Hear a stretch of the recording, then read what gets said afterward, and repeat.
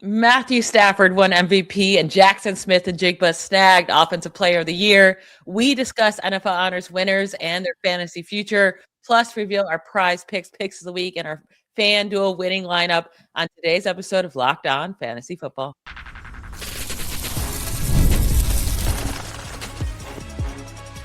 You are Locked On Fantasy, your daily NFL fantasy podcast. Part of the Locked On Podcast Network, your team every day. Welcome into Locked On Fantasy Football, part of the Locked On Podcast Network, now the #1 sports podcasting network. I'm one of your co-hosts, Michelle Magdziuk, and when I'm not doing this, I'm a researcher and fantasy analyst with NFL Network. And I'm your other co-host, Vinnie Iyer. When I'm not doing this, I'm writing about NFL, fantasy, and betting for sportingnews.com.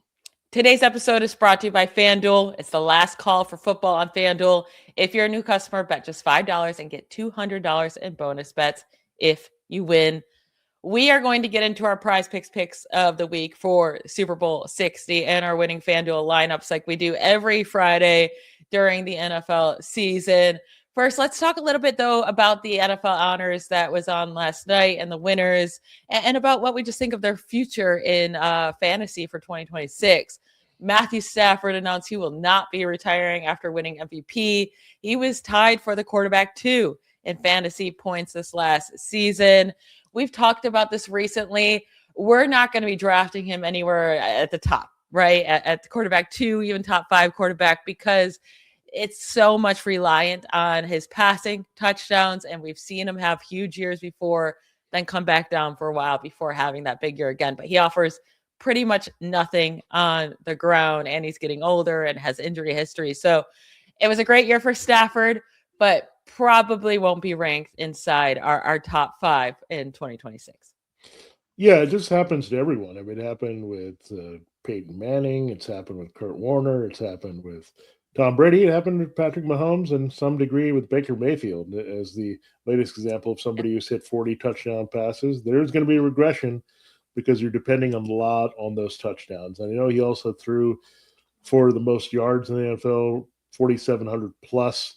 That's also a high number as well for a team that's pretty good and winning in a lot of games. So, look, I know they're a pass-first team and they got a lot of things done here and what they want to do with Sean McVay. But, yeah, I mean, he didn't hit those peaks earlier in the McVay offense. So, when you have a season like that, it's really hard to duplicate, especially as a pocket passer. So, we're going to drop him. I think he's still in play as a top 12 quarterback that you're going to look at, but I would not be surprised if the drop happens like 10, 11 in where you're seeing him in scoring next year. Yeah, there's some guys ahead of him right now in consensus rankings like Jackson Dart and Trevor Lawrence and Brock Purdy and Caleb Williams. And I think I agree with that. Like, I'd rather take the upside of those guys than trying to chase the Stafford passing touchdowns again next year. Now, Drake Maye was the runner-up by one first-place vote to win MVP. He was tied with Stafford in fantasy points per game this year at quarterback 2 behind only Josh Allen. But like Maye next year feels a lot safer to take early because you get the rushing yards out of him. It's not like he's ever going to be 1,000-yard rusher, but 450 rushing yards he had this past year, 4 rushing touchdowns. You have the big arm where he likes to throw deep, and you have some wiggle room. Like, it's not easy to repeat a 30 passing touchdown season, but it's not like, well, he can't redo that, right? He could throw 31 passing touchdowns again, especially since they should be able to have a much easier time this offseason to find weapons to bring in for Maye. I mean, the last few off seasons, nobody wanted to go to the Patriots as these pass catchers.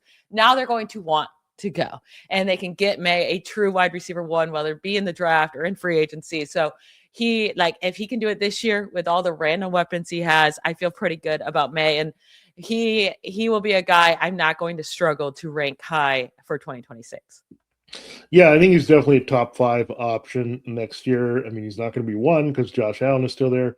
Hey, for those people who poo-poo fantasy football, your QB1 on the year, Josh Allen, still got 2 first-place votes. He finished 3rd in MVP. The guy's tied for 2nd in fantasy scoring. One edged out the other. So Stafford beat out Maye there. I don't know what Justin Herbert was doing getting a first-place vote. He was nowhere near our favorite fantasy quarterback this year. But when we look at that, I mean, Drake Maye, scratching the surface what he can do. We just need to hope that he stays healthy and doesn't have that Jaden Daniels type thing that happened this year. But I think Drake Maye takes care of his body. He's a little bit more durable, I think. So you're okay there. And I think he can produce that. Now, one guy who took care of his body to come back strong was Christian McCaffrey, comeback player of the year. And really, if you look at a half-point PPR, he was actually the highest scoring running back, RB1 in that system in average scoring. So even edging out Jonathan Taylor for that. And Taylor kind of cooled off down the stretch. James Cook even was not as high as McCaffrey for leading the league in rushing. So does McCaffrey give us one more special fantasy season? Can he do it? Or are we going to see this typically? I mean, he got hurt at the end there. Is it going to be, okay, he got the volume, he stayed healthy. That means this next year is not going to be as good. It really just comes down to his health. I mean, when he's healthy, he is the best fantasy running back out there. He was a running back one this year in points per game, or just overall as well. He will be 30, right? So it is getting up there in age. But when you just go back to even since 2019, 4 of the 8 most points per game scored in a season have come from Christian McCaffrey. Christian McCaffrey scored more points per game this season than Barkley did last year. And think about it. Barkley was getting all of this love. Like, oh my goodness, he's having a crazy season. Christian McCaffrey, I feel like, was just like, yeah, this is regular for him when he's healthy, like nothing. And he scored more than Barkley last year. He scored 2 more points per game than any other running back this year. So I'm perfectly fine putting him high again. It's just you're taking the health risk. And really, any of these running backs are taking a risk on health, but CMC, we've seen quite a lot get injured throughout his career. But whoever took that risk this year, they paid off. If you took the risk in other years, it hasn't paid off. So you got to understand, if you're taking Christian McCaffrey in the first round next year, that is the risk that comes with it. But if he stays healthy, he's going to be fantastic. Now, Jackson Smith-Njigba won Offensive Player of the Year. He finished second among wide receivers in fantasy this year. He was highly consistent, though, right? He only had one bad game all year long. Are you worried about Klint Kubiak leaving, though? Is that a worry for you for taking JSN? Because he's going to be, a top 5 pick in the draft? Yeah, I don't know if I'm too worried. I think he's extremely talented, and that's going to overcome a lot of schematic things. I think they'll try to keep some things similar. Why would they want to mess with too much what they had going on offensively? So hopefully a lot of the components they'll keep the same. Maybe Clay Kubiak will come over. Who knows? I think there's one more out there, Klein or someone. So they could still have more Kubiak. So they're much like LaFleur's, but they keep coming back and helping your offense. So I think I'm okay with them. Puka Nacua still the better fantasy wide receiver overall. He's just got more explosive takeover game ability and just is better as a receiver all around. So it comes down to Puka and JSN. I'd say Puka is my top receiver and potential high first round pick versus JSN. Now, one other guy we'll talk about is Tetairoa McMillan. Look, the offensive rookie of the year race was kind of Tyler Shuck got into it in the end. I mean, Jackson Dart, Tyler Shuck are 2 guys that we kind of like as good value. Dart definitely as a high QB1, and then Shuck could have some really interesting value if they help him. But Tetairoa McMillan, he only finished as the wide receiver 26, and I think it's only happened because Emeka Egbuka fell off. Tyler Warren fell off a cliff, to the point where he was not even nominated here. So I think McMillan's going to be fine, but I think he might be he's a wide receiver 3, so I would not go beyond wide receiver 2, especially if nothing changes with Bryce Young in this passing game. Yeah, I mean, to start off this offseason, McMillan's consensus ranking right now is at wide receiver 14. That's going to be well too high for me to take when we know Bryce Young's still going to be his quarterback, and who knows what weapons they add. But it was just too inconsistent of a season. He's a rookie. He could become more consistent, but it's a very high highs and low lows. So when he wasn't involved, he really, really wasn't involved and killed you. And when he was, then it ended up being a good game. But Emeka Egbuka, I think, is going to go pretty far after McMillan as of right now. Anyways, maybe that changes. I would rather bet on Egbuka bouncing back next year than drafting McMillan higher than him. Let's transition back to Super Bowl 60. We're going to get into our PrizePicks picks of the week. Each give you our 3 favorite prize picks for Super Bowl 60, and then reveal our winning FanDuel lineup to close up today's show. Finding a doctor you actually like can feel like discovering a diamond in the rough. Sure, you want someone who's a network nearby and has availability, but you also want a doctor who listens, makes you feel comfortable, and explains things clearly. That kind of doctor does exist, and finding them is easy with ZocDoc. ZocDoc is a free app and website that helps you find and book high-quality in-network doctors so you can find someone you love without all the hassle. We're talking about booking in-network appointments with more than 150,000 providers across all 50 states, covering over 200 specialties from primary care and dentistry to dermatology and eye care. I'll admit it, I definitely put off doctor's appointments longer than I should. Between work, life, and everything else, it's easy to delay. But ZocDoc makes the process so simple. You can search by specialty or symptoms and see real-time availability. And my favorite thing, you can book instantly with no phone calls and no waiting on hold. Stop putting off these doctor's appointments and go to ZocDoc.com/LockedOnNFL. That's ZocDoc.com/LockedOnNFL to find and instantly book a doctor you love today. This episode is also brought to you by Indeed. If you've ever hired someone that looked good on paper but wasn't the right fit, you know how much that can impact your business. When you want candidates who truly match what you're looking for, trust Indeed sponsored jobs. Hiring Indeed is all you need. Stop struggling to get your job post seen on other sites. Indeed sponsored jobs put your post at the top of the page and helps you reach the right candidates faster who will make a real difference. According to Indeed data, sponsored jobs posted directly on Indeed are 90% more likely to report a hire than non-sponsored jobs.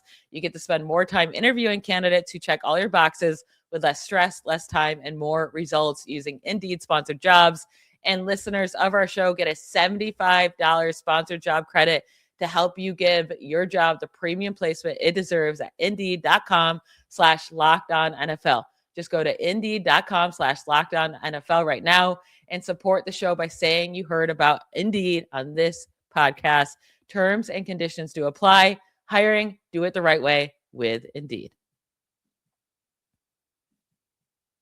Before we get into our prize picks of the week, I want to just remind everyone that the Everydayer Club, you can join it right now. It's only $5 a month, $50 a year. Exclusive club here where you get all of our episodes with no interruptions, no ads. So it's just a nice little way to listen to us every day. Let us help you win your fantasy football leagues. You get members only Discord access and more. Head to lockedonfantasyfootball.supercast.com or check the link in the show notes to learn more. All right, let's get into our DFS plays with our prize picks of the week and our FanDuel lineup. What is your favorite prize pick for Super Bowl 60? Yeah, I'm going to go with the one that I usually do a rushing one, and I've liked this in every which way for Drake Maye, more than 36.5 rushing yards. So starting on the pretty basic side with this, not getting too crazy, just going for him 36.5 rushing yards. By the way, Sam Darnold's was pretty high. It was like 5.5. I was like, I don't think I'm touching that. But this one is the one I'm going after, 36.5. He had 65 and 66 rushing yards in 2 of the 3 playoff games. So I'm liking this number, and he can get at least 35 to 40 in this one. So that's where I'm going. And I think you're going to lean 37 or more for me on Drake Maye. Very good. I like that as well. I'm going to go back to defensive sacks. I brought up on yesterday's show that I liked DeMarcus Lawrence and I like Brian Murphy to each get a sack. But I think as a team, the Seahawks can combine for at least 4 team defensive sacks. You can find this on PrizePicks under the team section. If you go from players to team, I think the Seahawks record at least 4 sacks in this game. Drake Maye has taken exactly 5 in all of these 3 playoff games. And the Seahawks go deep on their defensive line. They had 5 players with at least 40 pressures in 2025. That was the most of any team in the NFL, according to Next Gen Stats. So it's not just Lawrence and Murphy. It's also Leonard Williams who can get one. Nwosu, Boye Mafe. Like, they go deep. And I think they get at least 4 sacks in this game, probably 5. But I'm going to go on the safer side with the 4 team sacks. Yeah, I like that number totally. I mean, it makes sense. If you'd done that with every Patriots opponent in the playoffs, you would have been well on your way here with your prize pick. So something to target again in this game. I'm also entering the sack picks here, and I'm going with Milton Williams. He's down for 0.25 sacks. So Why is that number like that? Well, we're looking at a half sack. So Milton Williams only has to get a half a sack. Just combine, get credited by the scorer to get on the quarterback, Sam Darnold, once in this game. Well, why do I go after Milton Williams? Well, he has one of the best matchups inside against Anthony Bradford. We talked about how Jared Wilson is not the best guard here for the Patriots. Well, Anthony Bradford is the weak link of the Seahawks offensive line. And what did Milton Williams do last year, facing like Creed Humphrey and Trey Smith and some of those guys they had? He had 2 sacks in the Super Bowl. This is the big reason the Patriots paid him a ton of money. For a moment like this, I know he's a great run stuffer, but man, he's also a good inside pass rusher. I think he gets to Darnold in his face once and gets at least that half sack. You don't need a full sack. Half will do, but I think he gets one at least full sack in this game. Very good. Like that as well. I'm going to go with a Patriots player too. I'm going with Mack Hollins, more than 27.5 receiving yards. He had at least 30 receiving yards in 8 of his last 10 games played, at least 40 receiving yards in each of his last 3 games played. He just came back from injury in the AFC Championship game, instantly put up 51 yards against those Broncos defense. I think like he can do it on one play. He's a big play machine, but then also, outside that AFC Championship game, he did only get 2 targets in his first game back from injury, but 2 games he played prior to the injury, 8 targets, 9 targets. He's been Maye's go-to guy. They're going to have to target down the field to beat these Seahawks. You cannot just win by going short. So I like Mack Hollins to get it. I would even go higher than that. I think he has 40, 50 yards in this game. Yeah, you can definitely go 30. You can push it at least to that. I think 40 is fair as well because he's a big play guy. And he was a big factor, again, making a couple catches in that Broncos game. I think he can get 3 catches in this game. Again, I love him a lot here as well. We've talked about him. His number in other places is 24.5. So this number is still pretty comfortable here, 3 yards more that you can go more on PrizePicks. Now, my last one is just a simple one as well. Hunter Henry, more than 5 receiving targets in this game. Now, the Seahawks give up 6, 7, something like that, targets a game to tight ends. And look, I know Austin Hooper's there. I know there's someone who can split the workload here with the targets, but I think Hunter Henry is a tougher matchup guy that you can look at in the pass game. They might use Austin Hooper more in line to help if that pass rush is coming, but Hunter Henry should get these targets in this game. So I'm going with more than 5 receiving targets for Hunter Henry. Look, it doesn't really do anything with production, right? If he wastes those and the Seahawks come up well with Ernest Jones, it doesn't really matter. And it's fine, right? So he could come up empty. He could have 0 receiving yards on those 5 targets, but I think Drake Maye is going to look to him at least 6 times in this game. Yeah, I can't. They're going to have to lean on him, I think, against this defense for sure. My last one is I'm going to go with the field goals made because I do think this is going to be a lower scoring game. These are 2 really good defenses. They'll probably, like, if they do move the ball, they could definitely get stopped in the red zone a bunch. So I'm going to go with Andy Borregales and Jason Myers to combine for 3.5 field goals made in this game. Myers has had at least 2 field goals made in 3 of the last 4 games, 2+ field goals made in 9 of his last 11 games, with 3+ field goals made in 6 of those 9 games. So I feel like Myers will definitely get his half he needs. Borregales, I think the Patriots won't be scoring that many touchdowns, right? I think they're going to have to lean on him. I think this is going to be a lot of field goals in this game. So I'm definitely thinking there'll be at least 4 field goals made between these 2. Yeah, you can explore a lot with the field goals. Don't forget about that option here that you can look at. You can do the combined yardage total of the field goals made in this. So there's different ways to approach this, but I do like that. A couple of field goals on each side in your business here. And we know Myers has had a lot of games where the Seahawks have stalled in the red zone and he's made 4 on his own. So he might get it alone in this game if Borregales comes up empty. So something to consider there in what makes that play really well with the more. Now, we do have our FanDuel lineups. Yep, that's the last piece of business we have. So just if you're binging all these shows to get ready for the Super Bowl, it's fantastic because we're giving you everything you need. We gave you all the good stuff, passing, rushing, receiving, fun Cold bets. Girl. Yeah. Everything you want in this game. So this is the last thing, the cherry on top of our coverage this week. we will give you that here.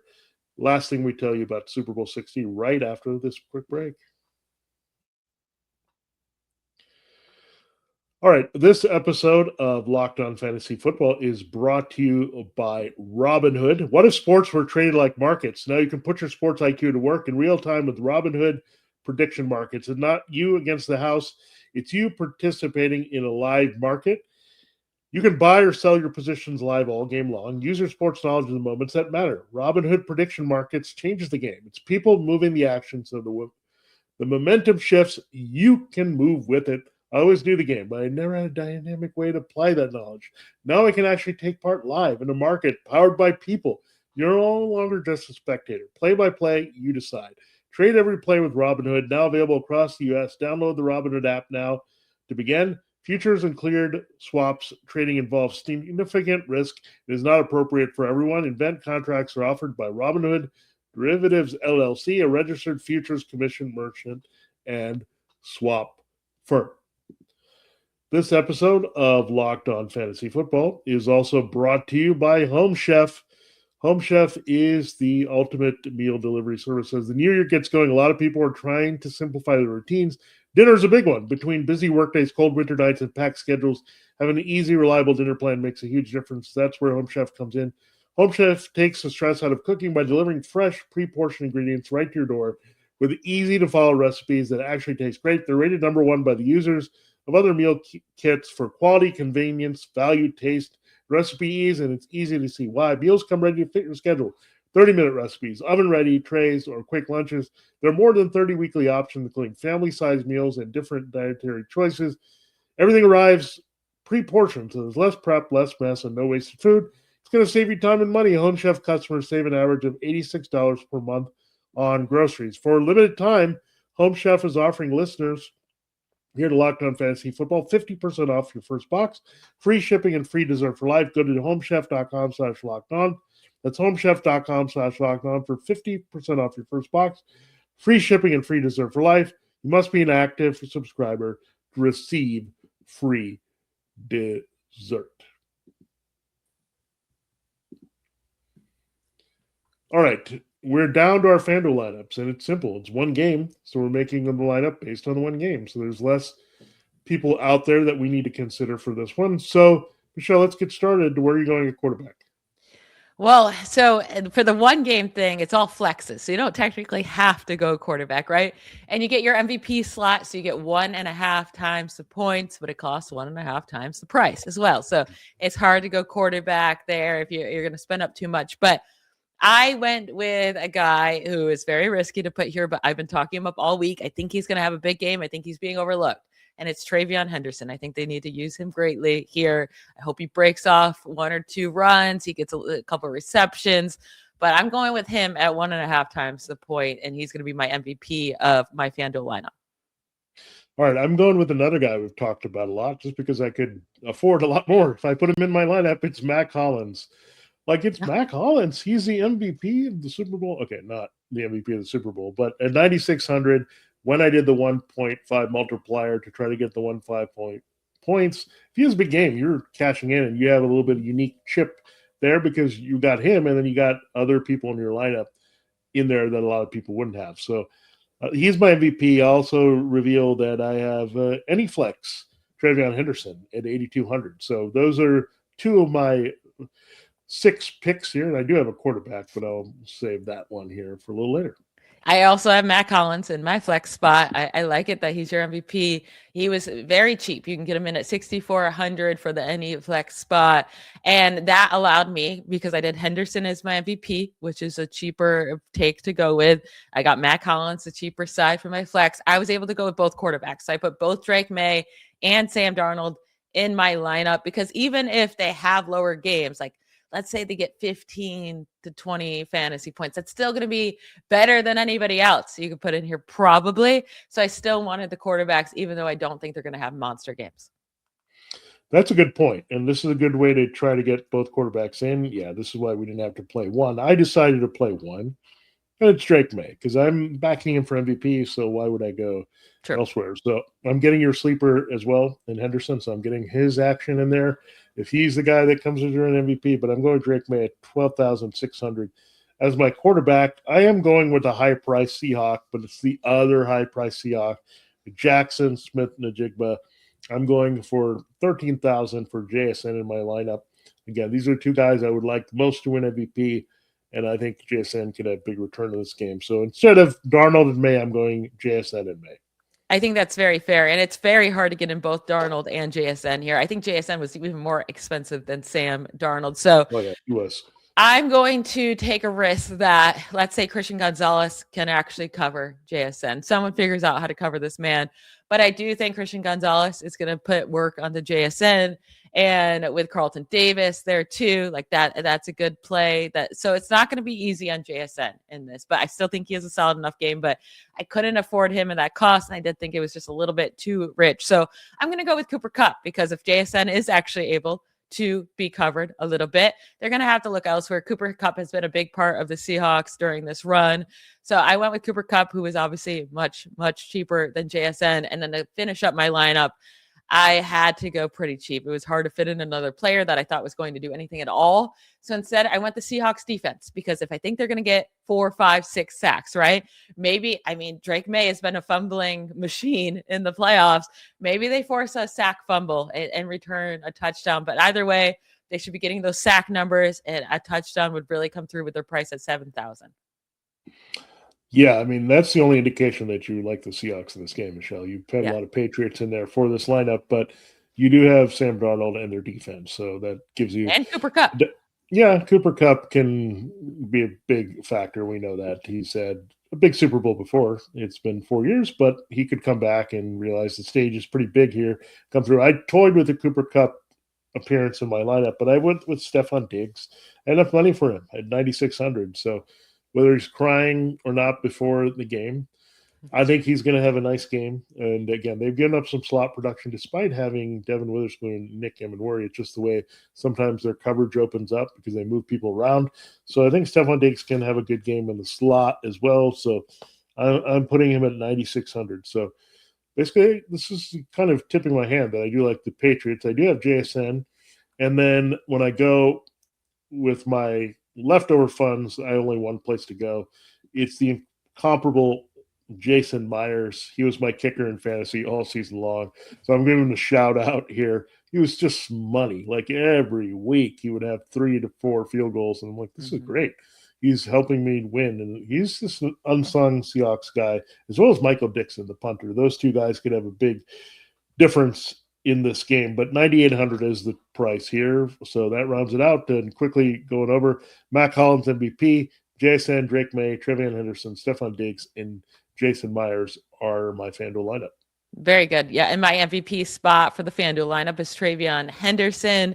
Then I have Drake Maye, Sam Darnold, Mack Hollins, Seahawks defense, and Cooper Kupp. That is it for today. That's it for our shows to prep for Super Bowl 60. I think we gave you plenty here to watch forward to in this game. Just get in on the entertainment. It makes the entire experience so much more fun. Again, head over to FanDuel to get all set up. Thank you for tuning in. We'll be back on Monday to discuss everything that happened in the Super Bowl and more fun fantasy stuff. So make sure you subscribe and follow Locked On Fantasy Football so you get all the latest episodes. And make sure to sign up for the Everydayer Club. $5 a month. Help support the show. Get you all the shows ad-free and members-only Discord access and more. Head to lockedonfantasyfootball.supercast.com or check the link in the show notes to join the club. Enjoy the weekend. Enjoy the Super Bowl. Eat all the good food. Drink all the good drinks. We'll talk to you on Monday. Bye, y'all.